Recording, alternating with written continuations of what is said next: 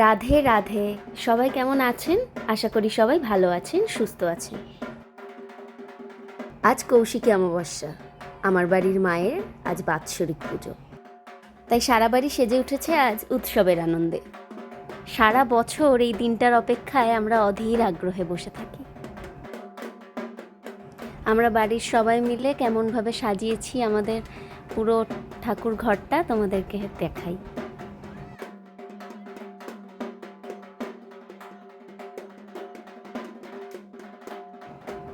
আমার বাড়ির লক্ষ্মী মা কি মিষ্টি দেখাচ্ছে না? এই যে গোপুসোনারাও সেজে ফেলেছে, আর এই গোপুসোনারা মাসির বাড়ি ঘুরতে এসেছে পুজো উপলক্ষে। ভোলেনাথের পাশে মাকে কি অপরূপ সুন্দর দেখাচ্ছে। মাকে আমি নিজে হাতে সাজিয়েছি, মাকে কেমন দেখাচ্ছে তোমরা সবাই জানিও। এখন আমাদের ভোগ রান্না হচ্ছে, পুজো হবে সন্ধ্যে থেকে শুরু। বড় মাসি এখন নৈবেদ্য সাজাচ্ছে, আর আমি এই যে চন্দন বাটতে বসে গেছি, একটু পরেই পুজো শুরু হবে।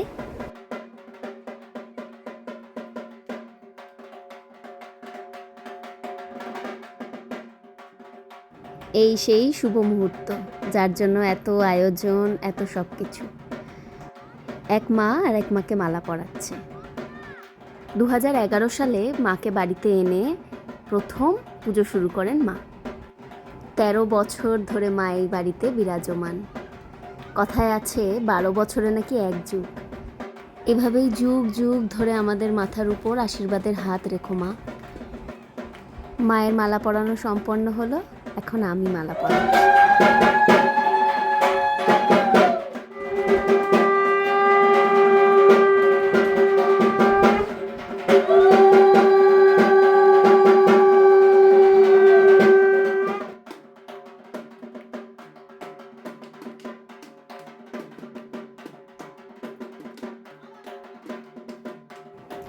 এখন শুভ মুহূর্তে শুভারম্ভ হলো।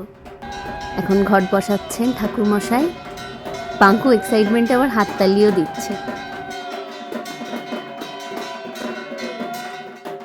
এখন মাকে বরণ করে নেওয়ার পালা। প্রত্যেক বছর এই কৌশিকী অমাবস্যায় আমাদের বাৎসরিক পুজো সম্পন্ন হয়। আপনারা কি জানেন কে দেবী কৌশিকী? তাহলে শুনুন। দেবী কৌশিকী হলেন আদ্যাশক্তি মহামায়ার আরেকটি রূপ। এই কৌশিকী অমাবস্যা তিথিতেই তিনি শুম্ভ ও নিশুম্ভ নামে দুই অসুরকে বধ করেছিলেন। এই দুই অসুরকে ব্রহ্মা বর দিয়েছিলেন যে একমাত্র কোনো অজনী সম্ভূত নারীই তাদের বধ করতে পারবেন, অর্থাৎ মাতৃগর্ভ থেকে জন্ম হয়নি এমন কোনো নারীর হাতেই তাদের মৃত্যু হবে। কিন্তু এমন নারী কোথায়? তাই নিজেদের এক প্রকার অমর ভেবে স্বর্গ মর্ত জুড়ে অত্যাচার শুরু করে দেয় দুই অসুর, শুম্ভ আর নিশুম্ভ। তখন সব দেবতারা মিলে মহাদেবের কাছে এই সমস্যার সমাধানের উপায় জানতে যান।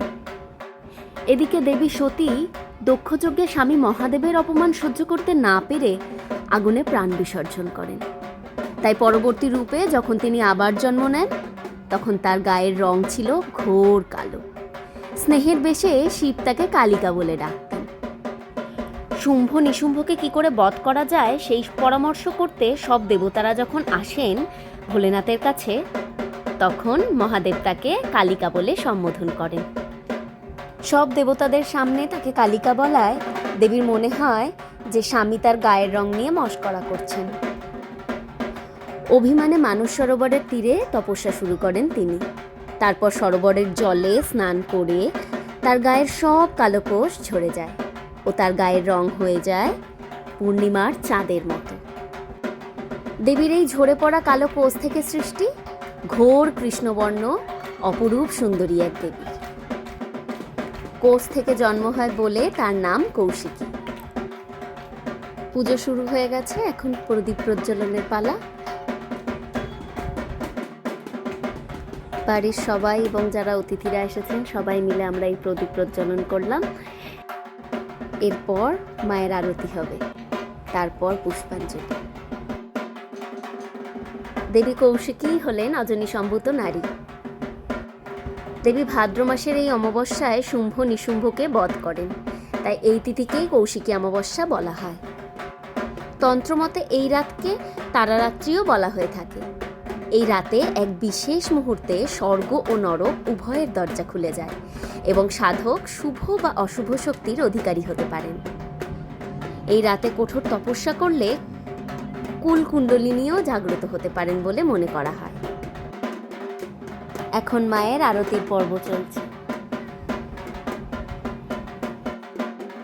সারা বছর আমরা এই দিনটার জন্য অধীর অপেক্ষায় থাকি। বাড়ির সবাই এক জায়গায় হই, সব আত্মীয় স্বজন পরিজন সবাই আসেন এই দিনটাতে। সারা বাড়ি একেবারে হইচই উৎসবের আনন্দে মেতে ওঠে। রাত পোহালেই আবার একটা বছরের অপেক্ষা। আরতি সুসম্পন্ন হলো, এবার যজ্ঞ শুরু হবে। আমার বাড়ির মাকে কেমন লাগলো সবাই অবশ্যই কমেন্টে জানাবেন কিন্তু। আর যারা আমার ভিডিও প্রথমবার দেখছেন তারা আমার চ্যানেলটাকে সাবস্ক্রাইব করে দেবেন। আর ভিডিওটা ভালো লাগলে সবাই একটু লাইক আর শেয়ার করে দেবেন। আমার চ্যানেলে যারা গুরুজন আছেন তারা আমার প্রণাম গ্রহণ করবেন। আর ছোটদের জন্য রইল অনেক ভালোবাসা। আমার বাড়ির পুজোটা কেমন লাগলো সেটা কমেন্টে জানাতে ভুলবেন না কিন্তু। পুজো সম্পন্ন হলো, এইবার আমার আর মামির সেই উত্তাল নাচ। আমার আগের ভিডিও যারা দেখেছেন সবাই জানেন এটা ছোট মামি, ভীষণ রসিক মানুষ। বাড়িতে কোনো অনুষ্ঠান হবে আর আমরা নাচবো না, এটা হতেই পারে না।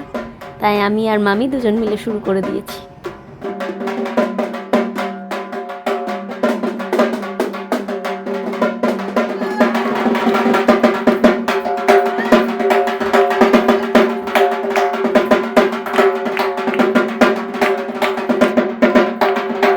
আজকের মতো ভিডিওটা এখানেই শেষ করছি। দেখা হবে অন্য কোনো ভিডিওতে।